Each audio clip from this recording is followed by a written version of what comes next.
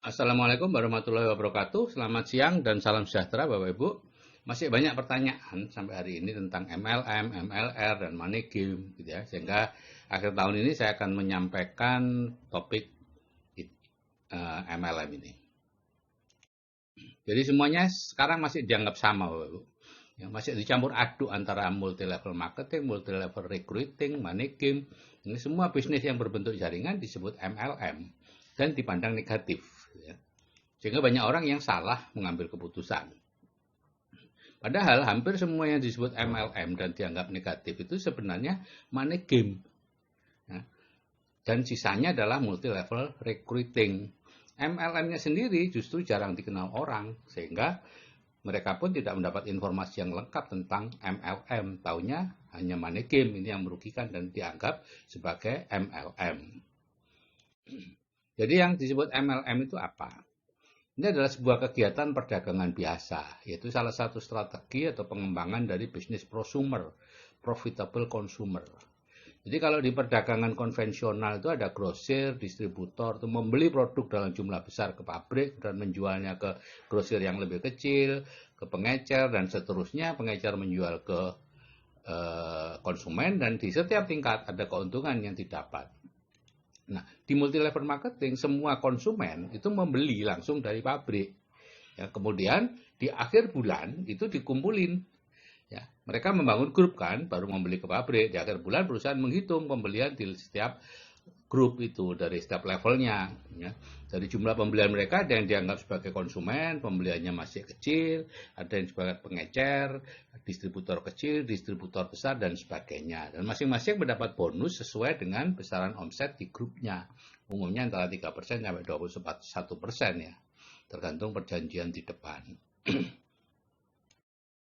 Jadi seperti ini Bapak Ibu, kita itu kalau membeli sesuatu itu tidak bisa langsung dari pabrik. Sebagai konsumen membelinya di retail. Dari retail ke pabrik itu ada 60% uang yang diambil oleh grosir dan retail. Pabrik sendiri hanya menikmati 40% dari uang yang dibayarkan oleh konsumen. Nah, yang namanya prosumer itu dari produsen langsung ke konsumen. Sehingga uang yang 60% tadi yang biasanya untuk grosir dan retail itu diberikan ke konsumen. Nah, bisnis grosir dan retail ini adalah bisnis yang uangnya terbesar di dunia, Bapak Ibu. Ya, dibandingkan dengan produsen. Karena 60% dari semua barang itu uangnya masuk ke sini. Ya.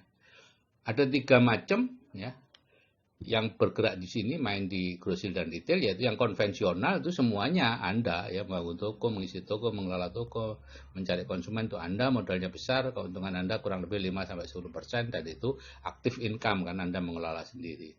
Kemudian ada yang disebut waralaba, franchise ya, minimarket itu Anda yang bangun tokonya, Anda yang mengisi tokonya, sedangkan yang mengelola toko dan mencari konsumen itu adalah mitra. Modalnya besar, tapi Anda keuntungannya cuma 2,5-3% dari omset. Karena pemilik bisnis sebenarnya, yaitu yang mencari konsumen, itu mitra. Nah, kalau bisnis prosumer, yang membangun toko, yang mengisi toko, yang mengelola toko, itu mitra. Anda mencari konsumen. Dan modalnya tentu kecil, karena hanya untuk mencari konsumen. Tapi keuntungan dari bisnis ini besar, karena bisnis ini sebenarnya milik Anda, karena Andalah pemegang konsumennya. Ya, jadi 10% dari omset itu untuk Anda. Penghasilannya pasif. Jadi bisnis prosumer itu Bapak Ibu itu pencetak 20% miliarder di Amerika loh, yaitu Forbes tahun 2010. Dan sekarang lebih besar lagi. Kenapa? Karena perkembangan bisnis prosumer jauh lebih besar dibandingkan perkembangan bisnis konvensional. Jadi ada 3 strategi atau pengembangannya. Yang pertama adalah direct selling. Ya, kita beli ke pabrik, menjualnya, diumpamakan sendirian menjual 1000 produk. Hasilnya 1000. Ya. Dan yang kedua adalah multi level marketing. Ya, kita mengajak beberapa orang membeli ke pabrik dan menjualnya ke konsumen. Persamaannya 10 orang kerjasama, masing-masing menjual 100 produk, ada 1000 produk. Ya. Nuansanya masih membeli dan menjual. Ya, sehingga perlu ada tutup poin karena biasanya produknya tidak banyak ya, harus ada pembelian terus menerus atau penjualan terus menerus, sehingga ada tutup poin, ada stokis. Nah, yang ketiga adalah pengembangan yang terakhir, networking ya, kita mengajak banyak orang masing-masing memakai satu produk atau produknya ya. Biasanya produknya banyak di sini Karena orang membeli hanya untuk memakai gitu ya. Nah, persamaannya 1000 kali 1. Ya, lebih sulit untuk bangunnya tapi lebih stabil hasilnya. Nah, 3 ini, 1, 2, 3 ini menjadi satu sebetulnya, bergabung. Ya. Satu orang melakukan ya direct selling, ya multi level marketing, ya networking gitu ya. Satu perusahaan juga biasanya ya ketiga ini ada semua di situ. Dan kalau multi level recruiting itu apa? Itu sebuah perusahaan investasi, tabungan atau asuransi atau macam-macam lah. Itu membentuk jaringan nasabah untuk memasarkan jasanya tadi. Ya, dahulu masih sederhana disebut member get member, tapi kemudian semakin canggih distrukturisasi. Jadi anggota dibayar ya, anggota jaringan itu dibayar berdasarkan jumlah orang yang direkrut. Ya, pembayaran tidak dilakukan perusahaan tapi menggunakan sebagian uang yang disetorkan oleh calon anggota. Jadi uang dari calon anggota tadi dibagi ke atas ya, sesuai dengan posisi mereka di grup. Kalau money game apa? Money game bisa berbentuk jaringan, bisa juga sistem agen. Ya, kita menyerahkan sejumlah uang dan dijanjikan mendapatkan uang atau barang atau jasa yang jumlahnya jauh lebih besar dibanding yang disetorkan. Ya, bungkusnya macam-macam, bisa investasi, umroh, hadiah mobil, kendaraan dan lain-lain. Jadi sebenarnya uang atau barang atau jasa yang kita terima itu berasal dari orang yang mendaftar setelah kita. Ya, di sini tidak ada investasi, tidak ada jual beli sesuatu ya, semata-mata uang diputar-putar. Jadi posisi peserta itu dalam kondisi tertipu atau dalam kondisi menipu, ya, tertipu pada saat dia sedang menyetorkan uang dan menipu ketika dia sudah menerima uang, meskipun dia tidak menyadari. Karena apa? Skema asli ini dibuat oleh Charles Ponzi. Ya. Karena itu disebut skema atau segitiga Ponzi. Gitu ya. Ini penipu tahun 1920-an. Jadi memang skema ini memang dibuat untuk menipu. Atau contohnya ya surat berhantai itu ya. Sampai sekarang masih ada itu. Kemudian investasi seperti Pomas, Pandawa. Investasi agrobisnis seperti Kisar. Ada IT. Sekarang banyak kayu gitu ya. Itu meniru Kisar sebetulnya. Kalau Kisar itu bergerak di bidang sayur, kita berinvestasi sayur, nanti sayurnya akan dibeli lebih mahal dari umum. Kalau sekarang banyak kayu, kita investasi kayu, nanti perusahaan membeli kayu lebih mahal. Berkali-kali lipat dari harga pasaran. Orang tidak memikir kalau ada perusahaan berani membeli kayu dengan harga berlipat ganda, kenapa dia beli ke kita? Kenapa dia tidak beli ke penjual kayu atau petani kayu? Dan umrah murah, ya, umrah murah, First Travel, Abu Tur, dan masih banyak yang masih aktif di luar.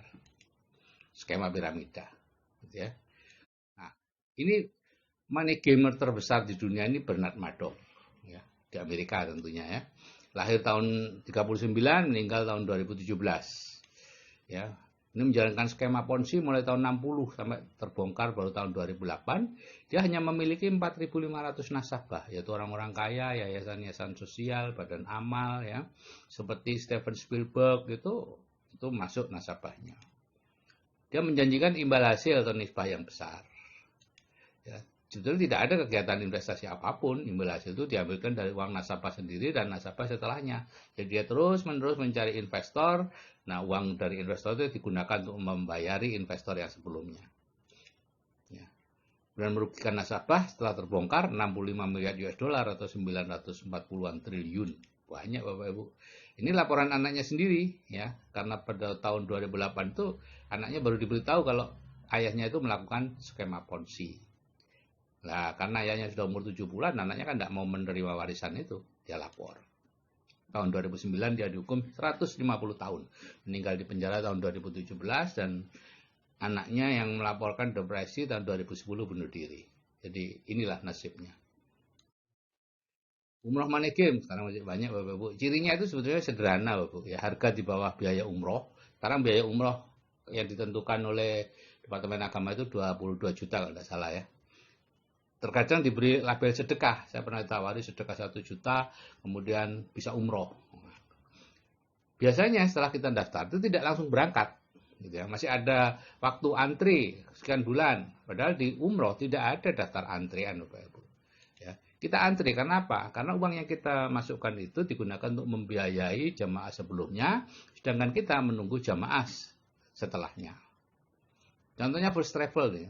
Orang membayar 14,5 juta, tapi dapat fasilitas umroh senilai 25 sampai 30 juta, cukup mewah. Saat ditutup itu ada 13.000 jemaah yang sudah diberangkatkan, tapi ada 52.000 jemaah yang belum diberangkatkan. Jadi sebetulnya, dan uangnya tidak ada sudah. Ya, jadi satu jemaah yang berangkat dibiayai 4 jemaah yang lain. Jadi kalau hitung-hitungannya ya gini, 4 jemaah itu ya 58 juta. 58 juta, kemudian yang terpakai 25 sampai 30 juta, berarti apa? 50% itu untuk penyelenggara. Sekarang masih banyak yang beroperasi Bapak Ibu ya. Semakin lama akan semakin banyak korbannya. Misalnya First Travel ya, untuk memberangkatkan 52.000 jemaah, dia harus bisa menipu 4 kalinya ya, 208.000 jemaah. Dan seterusnya. Sebetulnya cara mengatasi umrah-umrah seperti ini mudah Bapak Ibu kalau memang niat gitu ya. Ya, Biro Perjalanan Umrah dilarang menerima pendaftaran baru sampai calon jemaahnya diberangkatkan berapa persen, mungkin separuh berangkat atau 75% berangkat, baru boleh menerima pendaftaran baru. Maka bisa dipastikan umroh Money Game akan tutup karena mereka sebetulnya tidak punya uang cash untuk memberangkatkan yang sudah terdaftar di tempatnya itu. Dia menunggu pendaftaran baru dari para jemaah. Kemudian konsep sistem piramida ini biaya pendaftaran anggota berikut paket produk sangat mahal. Ini seperti MLM gitu ya, harga jualnya tinggi, biasanya produk-produk ajaib, hasil penemuan baru, pengobatan eksotis dan sebagainya. Ya, sistem dilakukan menyerupai MLM, kadang 2 kaki, 3 kaki, 4 kaki gitu ya. Jadi ditentukan kakinya gitu ya, ada binary, 3 kaki dan lain-lain. Satu anggota boleh membeli lebih dari satu keanggotaan, disebut coupling-coupling. Semakin banyak akan semakin kemungkinan terima uangnya semakin besar. Imbalan diberikan berdasarkan tersusunnya satu jaringan berbentuk piramida.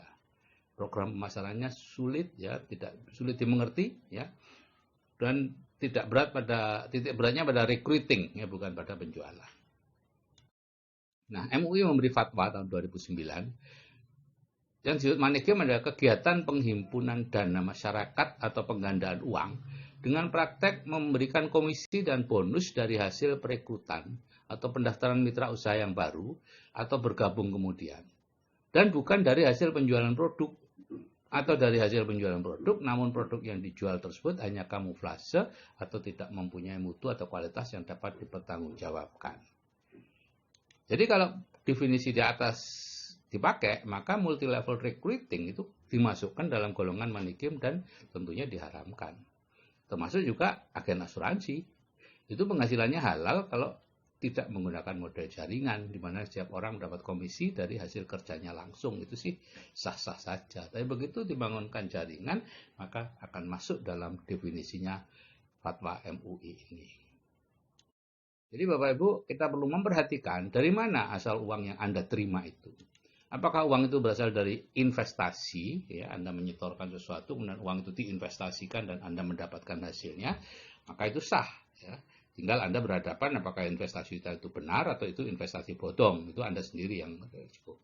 Ya, ciri investasi bodong sebetulnya mudah. Kalau ada 3 kata, yaitu penghasilannya besar, hasilnya besar, cepat, dan aman, itu pasti tipu-tipu.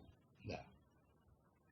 Nah, kemudian yang kedua, apakah Anda mendapat uangnya dari jual beli produk di dalam jaringan itu? Kalau itu sah, ya. Prosumer bisa direct selling, multi level marketing atau networking, ya, tergantung model yang dipakai. Kalau pendapatan Anda dari setoran orang baru yang mendaftar, nah itu baru bermasalah, ya, multi level recruiting, money game. Jadi ini ada perusahaan angin surga yang menjanjikan keuntungan yang besar, tapi sebetulnya Anda dapatnya uang itu dari orang baru yang Anda ajak karena tertarik dengan keuntungan yang besar tadi itu. Keuntungannya itu sendiri belum ada, gitu ya. Seperti tadi investasi apa namanya itu, kayu dan lain-lain belum ada, masih 6-7 tahun yang akan datang, tapi Anda sudah dapat uangnya dari mengajak orang-orang berinvestasi. Tabungan juga begitu, tabungannya belum keluar, masih puluhan tahun itu keluar, ya, karena masih harus dimasukkan dalam sistem macam-macam lah ya, sehingga ada diperkirakan nanti dapat sekian. Itu masih lama, puluhan tahun. Yang dapat uang sekarang dari orang baru karena Anda ajak, karena mereka tertarik dengan perusahaan angin surga itu. Ya. Jadi hati-hati Bapak Ibu menerima uang, apakah itu haram atau halal, karena ini kita gunakan untuk membiayai kehidupan anak-anak dan keluarga kita. Oke, saya akhiri sekian. Wassalamualaikum warahmatullahi wabarakatuh. Salam sukses dari saya dan jangan salah memilih.